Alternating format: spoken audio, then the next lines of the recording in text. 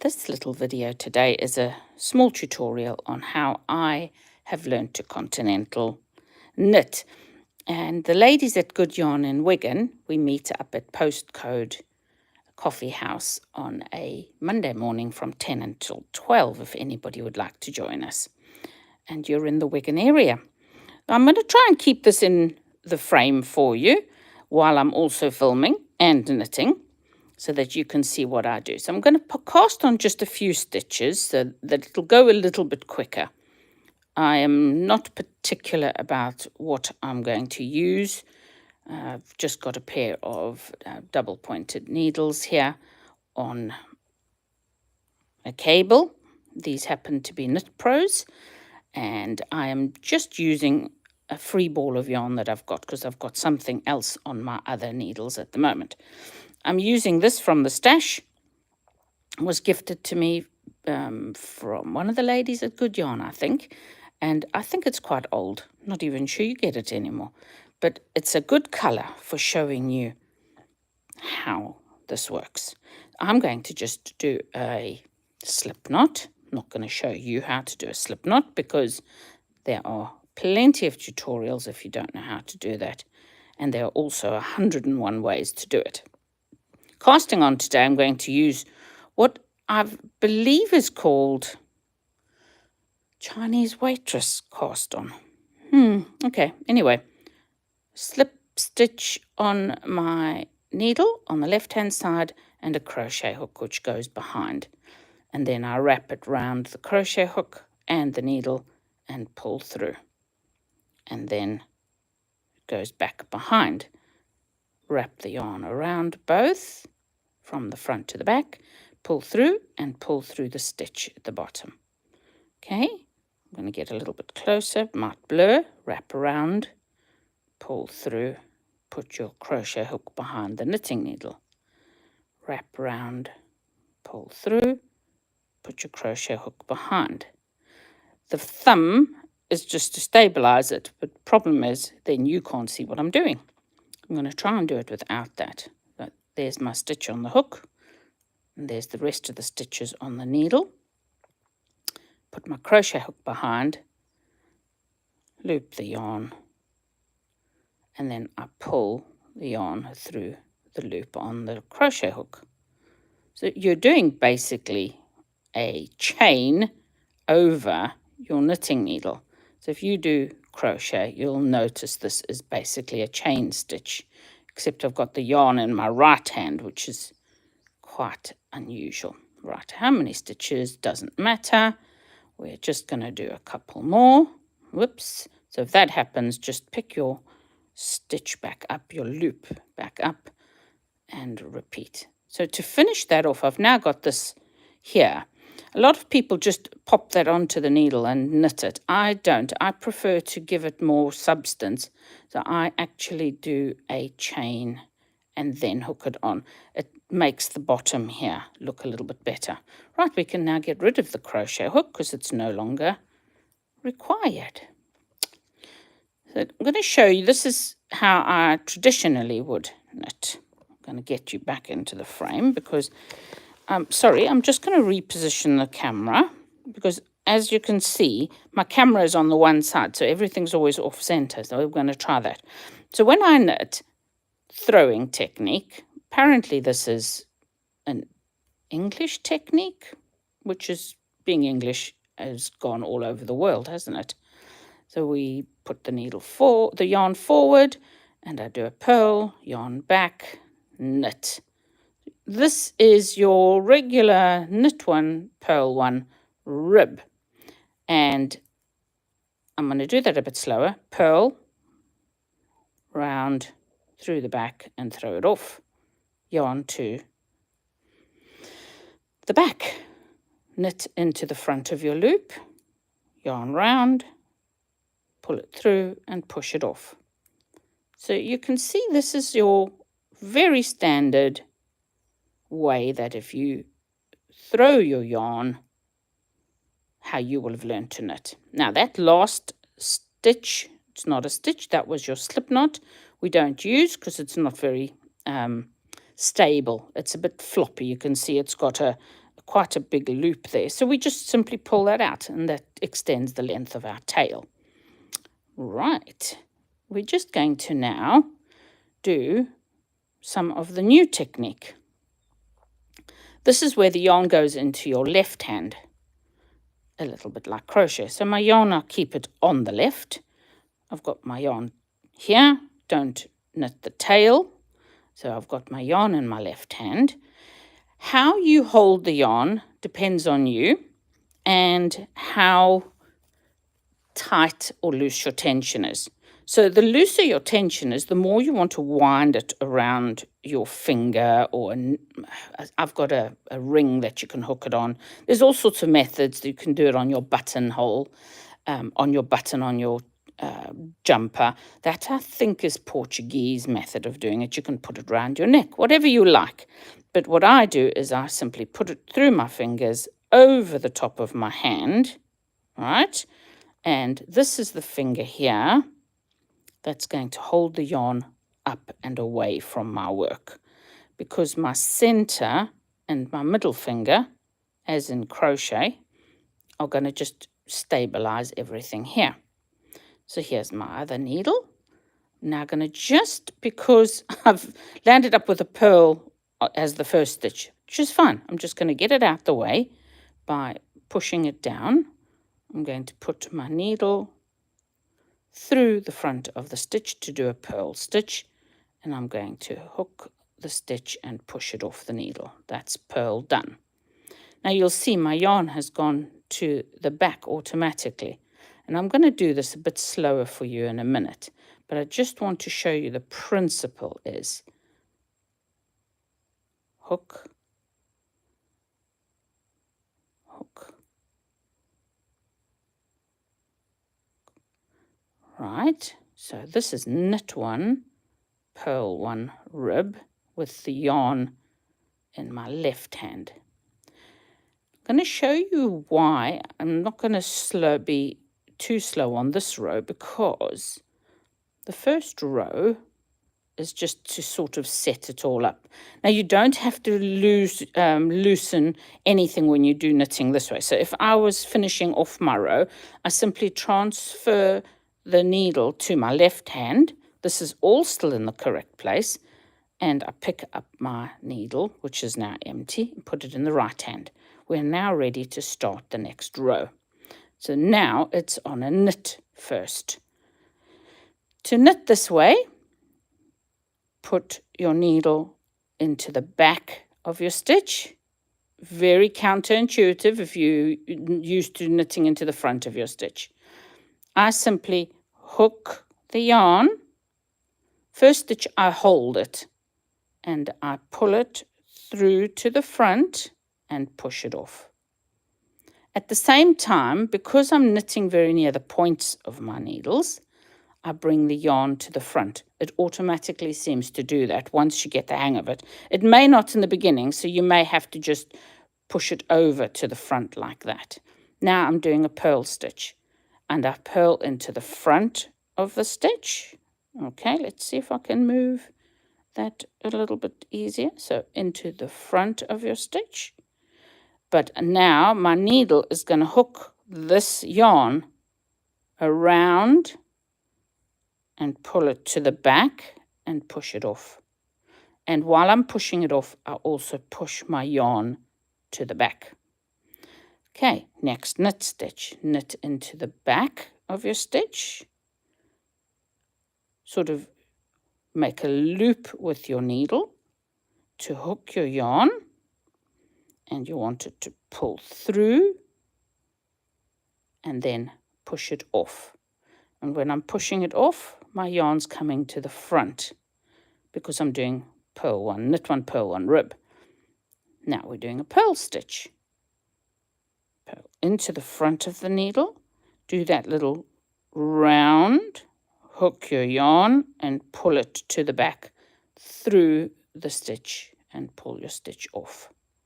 So I'm keeping it quite loose at the moment so I can show you. Knit into the back, do a swoop, grab your yarn, push it off the needle, and at the same time bring your yarn to the front. it gets easier because in the beginning, your stitches will be further down your needle so that you don't lose any stitches and you don't feel like you're going to lose them. So I'm going to try that. My needles are a little bit more out of my work. Pearl, yarn, needle into the front of your stitch. I wonder if it'll focus if I get a bit closer. Into the front of your purl stitch.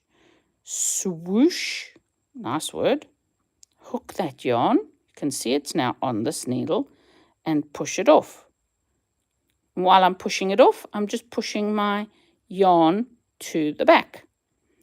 Knit into the back of your stitch, little whoosh there, grab it, pull it through so it comes to the front, and push it off your needle.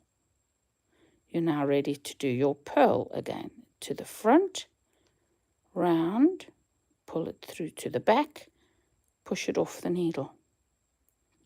And knit into the back of your needle, swoosh round, grab your yarn, pull it through between the stitches, push it off. And you'll be able to slow this down and watch one stitch at a time, which is so much easier. And the final stitch is a knit stitch and push it off. Don't let anything go in this hand. Simply transfer your working hand over to here, and now you've got your empty needle in your right hand again. This is another benefit of this technique, is that you don't have to drop your needles and swap your needles the way you do in the throwing technique. And also, at the end of the day, if you decide to do two-color work or intarsia, all of those lovely patterned ones, if you know how to do throwing technique and now you know how to learn Continental, you can put one color in your left hand and one color in your right hand, and you simply swap between the two. Okay, bear in mind, I've got the wrong number of stitches, so I'm on a purl first on this row, so I should have brought my yarn over to the front, so I'll do that again for you. So it's a purl stitch, I know that because there's a bump, and I'm going to put my needle into the front of my purl stitch, and now I can release that yarn and hold my finger where I normally do. And first stitch, I always just stabilize it so it doesn't move while I hook the stitch to the back. Oops, I think I caught the stitch on the other side. I did. Hook it through. It's now on here, and I can push it off. And while I'm pushing it off, the yarn goes to the back to knit. Into the back of the stitch, swoop round, grab the yarn, pull it through. I think I've done the same again. Yarn, pull it. Oh dear, okay. Start again. Hook, swoosh, pull the stitch through and push it off the needle, and I'm ready to purl. Into the front of the stitch, swoosh round, grab your working yarn, pull it off. Another knit, pull it round, and pull it off. Purl into the front, pull to the back, push it off. Knit stitch, swoop round, grab the working yarn and pull it through the hole and push it off. Purl in, swoop round, pull it to the back, push off. Knit,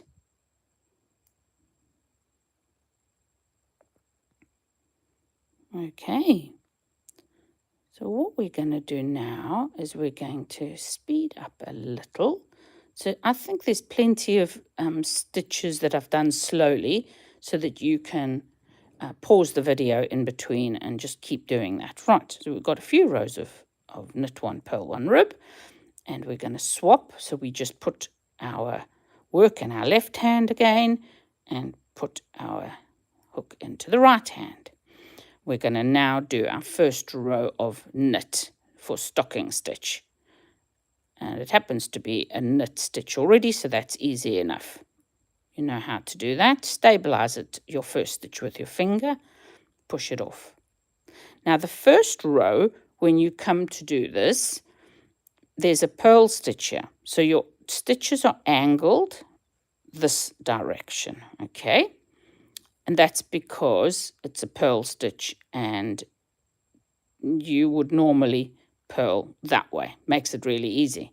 But because we're doing a knit all the way across, you've got a choice. It doesn't matter on your first row.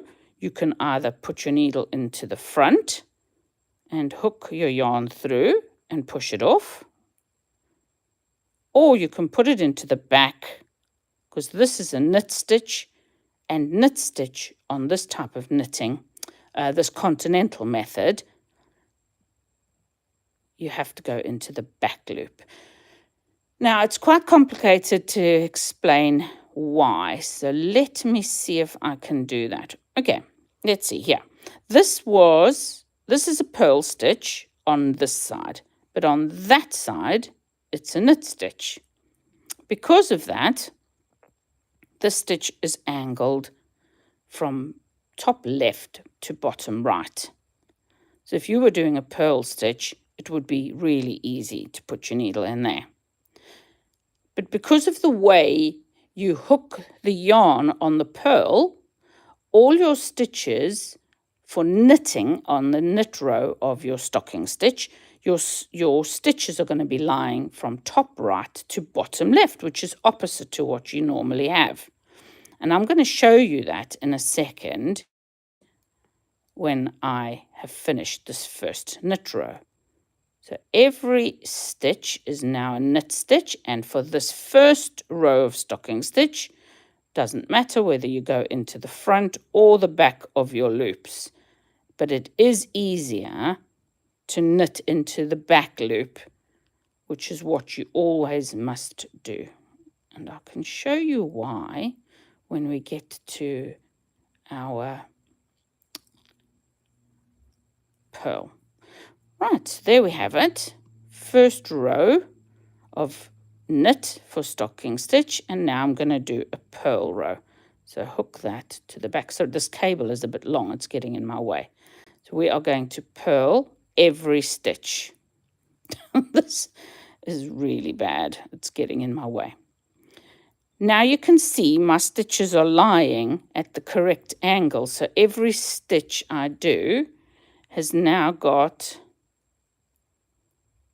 a slant from left back to front right. What do they call that? Forward slash, backslash, if you use your keyboard. So there you go, it's like a backslash. So I'm just going to purl all of these into the front, swoop round, pull your yarn through and push it off. But keep your yarn at the front now, because every stitch you're doing is a purl stitch. So we finish that off, get that into this hand, and let me unwind this silly long cable, which is ridiculous for this job. See if I can get it out of the way. Now we are on a knit row, and this is now how it'll always look. Into the back of your knit stitches, so just stabilize your first stitch.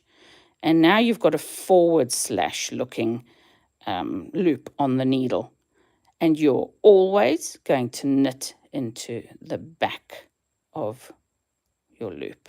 So needle into the back of the loop, swoop around, pull it through, pull it through, push it off. Back of the loop, swoop it round, pull it through, push it off.